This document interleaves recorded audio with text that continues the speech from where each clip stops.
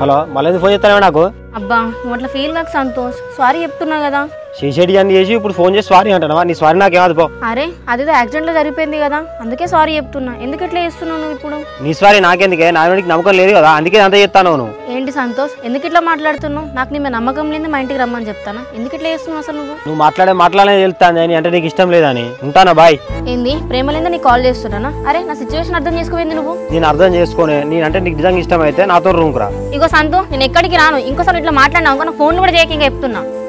hello hello ఆ phone ఎక్కడ చెప్తావనే నీ సంగతి చెప్తా హలో అమ్మా బిడ్డ ఇంట్లో ఉండమని చెప్పి పోతే తలుపు పెట్టి ఎటుపోయినవే నేనా అమ్మ ఇంట్లో బోర్ కొడుతుందని చెప్పి అన్వేష్ వాళ్ళ ఇంటికి వచ్చిన ఇంట్లో ఎవరు లేరా అని ఉండమంటే అక్కడికి పోయినావా నా ఇంటికి రా అన్వేష్ మా అమ్మ ఇంటికి వచ్చిందంట రమ్మంటాంది ఓకే సంజయ్ వెళ్ళినాక ఫోన్ చేయి ఇప్పుడు నేనే చేయాలి నువ్వు మాత్రం చేయకు ఆంటీ సంధ్య ఆంటీ మా అమ్మ ఇంటికి వచ్చిందంట పిలుస్తుంది వెళ్ళొస్తా సరే సంధ్య పైలంగా పో వాడు అన్నయ్య అని ఏం పట్టించుకోకు నీకు ఎప్పుడు రాబుద్ది అయితే అప్పుడేరా